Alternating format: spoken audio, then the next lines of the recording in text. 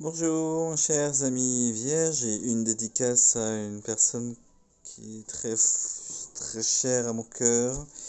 Ah non, oui, si, oui, oui, une dédicace à Fabienne qui est vierge, mon compagnon.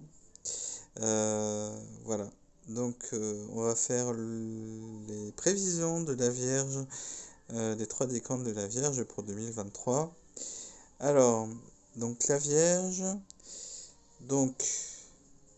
Alors, le premier décan, il va avoir la visite de Jupiter en taureau, en harmonie, donc un très bon aspect, et une opposition de Saturne en poisson. Donc, c'est moins joyeux, ça par contre. Donc, une année un peu mi-figue, mi-raisin pour le premier décan. Le deuxième décan, il va tirer son épingle du jeu, de... puisque en fait, il va avoir non seulement la visite de Jupiter en taureau, non, enfin, il a déjà en fait le trigone d'Uranus en taureau, mais il aura également la visite de Jupiter en taureau qui va amplifier cet aspect très positif, très positif. Donc pour le deuxième décan, cette année sera super intéressante.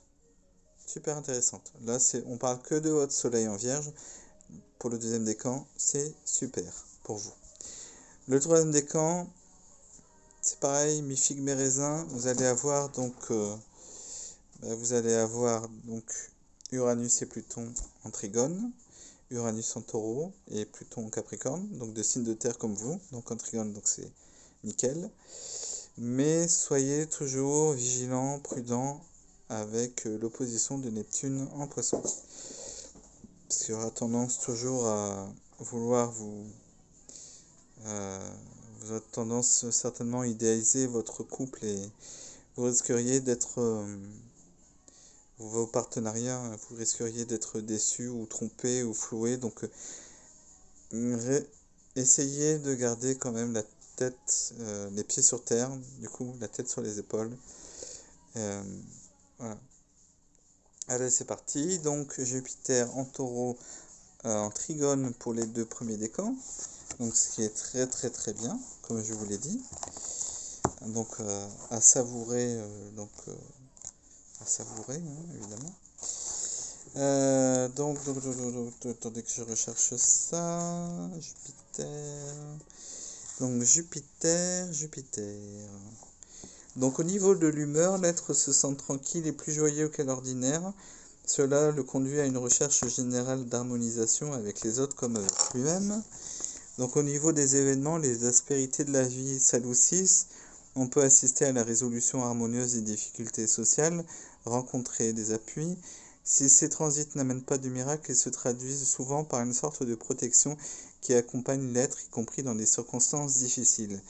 Et c'est surtout vrai pour les natifs du premier décan, comme je l'ai dit au début, qui vont avoir, en plus de cet aspect-là, l'opposition de Saturne en poisson.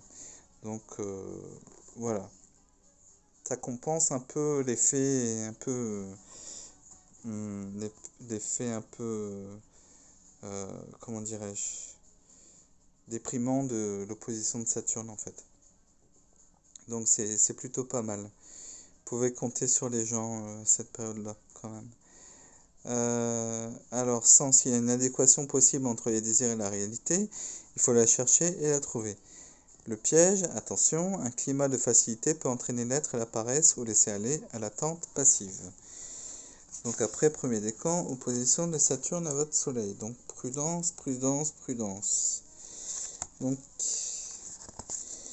Donc l'humeur est résolument pessimiste, l'être soudain est plus sûr de rien et surtout pas de lui-même.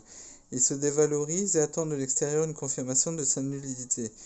Parfois, il ressent toutes ses obligations comme autant d'insupportables contraintes, s'enfermant dans une spirale négative, dans une sorte de prison intérieure dont il ne voit pas la sortie.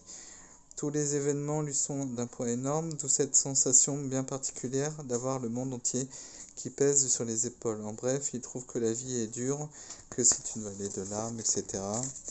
Événement, l'être se trouve confronté à ses limites et c'est parfois fort désagréable. Il peut s'agir soit d'un échec dévalorisant, soit d'une situation contraignante. à laquelle il ne trouve pas d'antidote. Les périodes de deuil sont souvent liées aux dissonances de Saturne, mais le mot deuil doit être ici compris dans le sens de renoncement. Faire son deuil d'une personne, d'un désir, d'un acquis. Physiquement, les résistances se sont diminuées, donc la santé expose l'être à vivre plus fortement les problèmes de santé contenus dans son thème de naissance, et en particulier des risques de refroidissement, de douleurs rhumatismales ou articulaires, des problèmes touchant la peau, les dents, les cheveux, etc. La sensation de solitude de distance peut aggraver la situation. Alors au niveau du sens, Saturne vient tester ici la capacité à supporter une réalité désagréable sans prendre la fuite. Donc il n'est vraiment pas question de prendre la fuite, il est question vraiment d'affronter la réalité, même si c'est pas joli non plus. Si elle vous plaît pas, ben voilà. Donc il faut faire avec. Celui qui y parvient est assuré de retrouver son équilibre, donc ça prend du temps, il est question de patience, de persévérance. Celui qui cherche à échapper au problème, il sera de nouveau confronté. Ça, en fait, karma représente le karma. Saturne représente le karma, donc si vous voulez vous y échapper, à un moment donné, vous allez toujours vous retrouver dans une situation similaire, parce que justement, vous ne voulez pas l'affronter, et vous êtes forcé en fait de faire face à cette réalité. Donc il faut prendre le taureau par les cornes d'une certaine façon et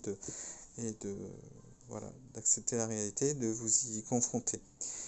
Donc la libre acceptation d'un moment de repli, de solitude, d'une traversée du désert peut correspondre à une période de réflexion, de maturation, qui servira les succès futurs. Ainsi qu'il est dit dans le Viking, celui qui sait renoncer à ce qui est proche gagnera ce qui est éloigné. Voilà la petite note philosophique de la journée pour mes amis vierges du premier décan. Pour mes amis vierges du deuxième décan, donc vous avez Jupiter en taureau qui est super. En plus de ça, vous avez Uranus en taureau qui est en excellent aspect avec votre soleil. Donc c'est vraiment super top, méga chouette. Donc là, il est question aussi d'indépendance. L'indépendance domine ainsi que le dynamisme créatif.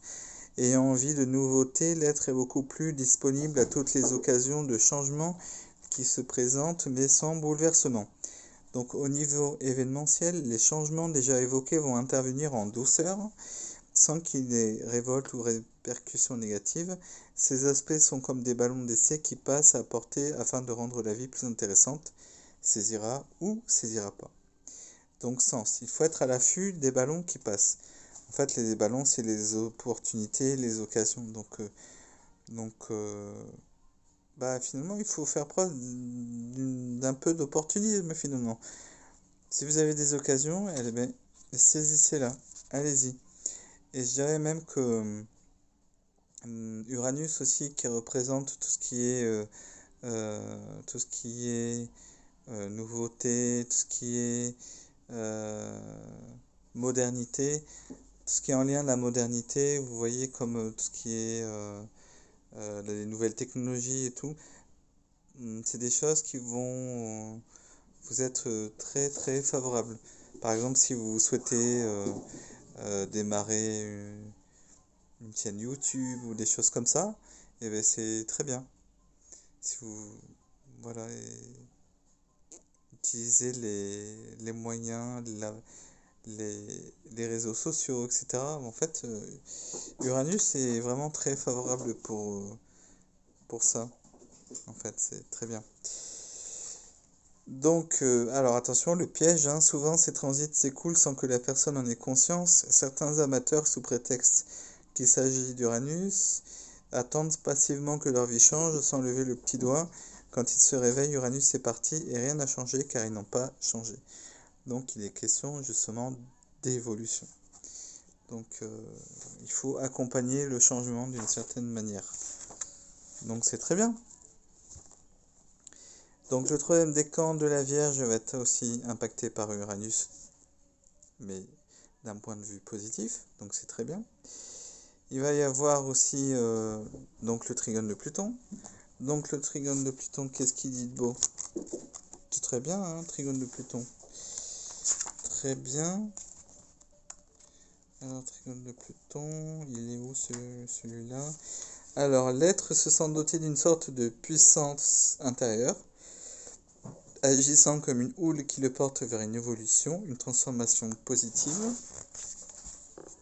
Au niveau des événements, donc ce transit est peu événementiel, hein, parce que Pluton, hein, ça agit de façon souterraine.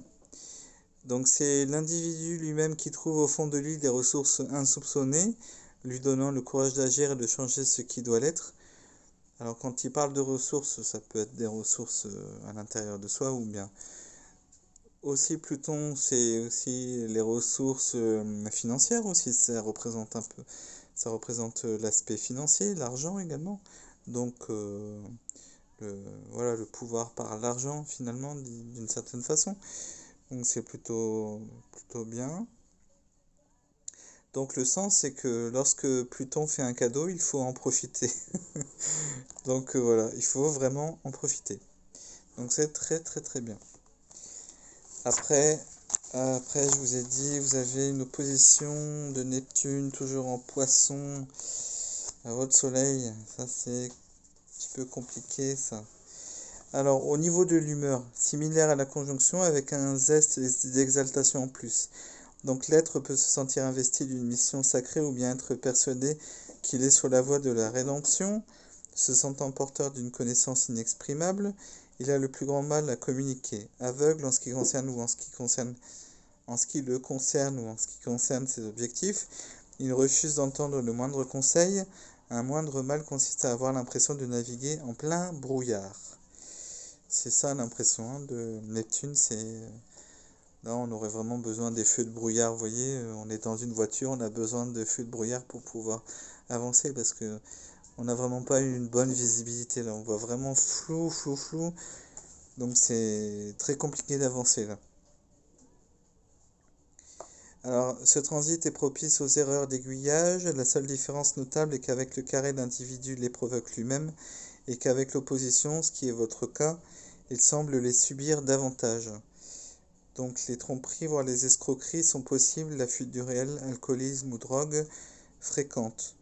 Donc attention à l'alcool, à la drogue. Soyez vraiment très très vigilants là-dessus. Ne vous laissez pas embarquer dans des situations louches. Soyez vraiment extrêmement prudents, mes amis vierges du 3e décan. Voilà, ayez conscience aussi des dangers, des effets néfastes que peuvent engendrer justement la consommation d'alcool à outrance. Hein. On peut consommer un peu d'alcool, mais pas non plus faire preuve d'excès.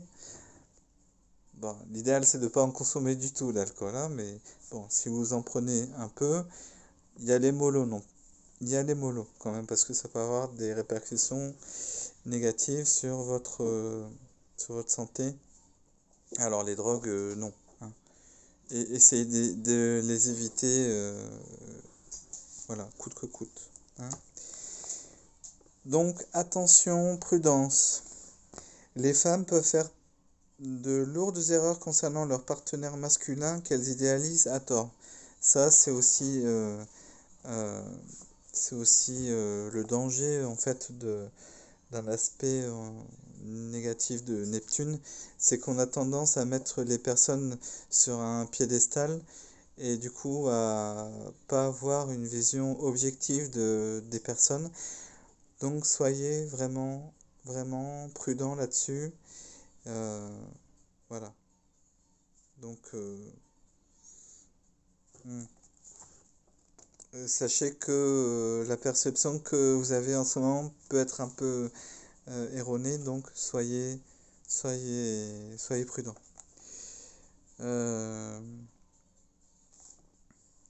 Donc le sens, c'est qu'il est nécessaire d'accepter l'idée qu'on risque de se tromper soit sur soi-même, soit sur une personne importante dans sa vie. Alors, compensation, c'est important. Donc la réceptivité et l'intuition étant aussi importants qu'avec l'aspect harmonique, il est possible de s'en servir. Il est possible de s'en servir. En considérant la période comme une parenthèse créative. Donc si vous êtes créatif, les amis vierges, si vous êtes peintre, artiste ou voilà, utilisez cette période.